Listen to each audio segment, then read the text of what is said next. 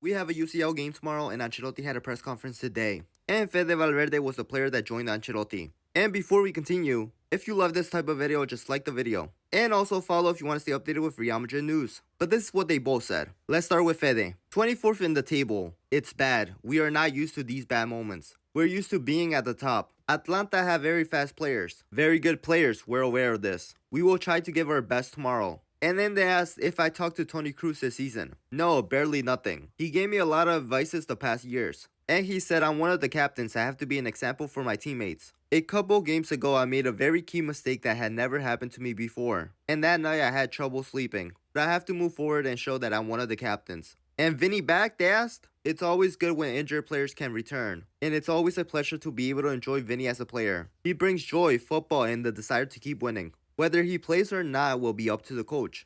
And they asked Fede, do you need rest? He said, no, I always want to play. I don't need a break. I want to keep playing. You try to rest and eat well, obviously, sometimes your head can explode. After the mistake in Bilbao, I told my wife that I might have problems. But she told me that I was a team leader, and that's what I try to be. My secret to playing every game is to enjoy it. It's a tremendous honor for me to defend the Real Madrid badge, because it's the best club in the world. I think about the pride my children or my parents may have once I retire. And well, next is Ancelotti. This is what he said. He said Atlanta are better now than when we played against them in August. They compete very well. Bellingham is fine. The only doubts are Vinny and Rodrigo. We will see how they are in training today. Gasparini? We are friends. Very good relationship. He's doing a spectacular job at Atlanta. And Fede Valverde minutes. You can think of resting players only when you don't have injured players. We have had many of them. It's tough to rotate the players. Valverde is fundamental to us. They asked Ancelotti, Endrick leaving in January? He said no, Endrick and Arda Güler are staying here.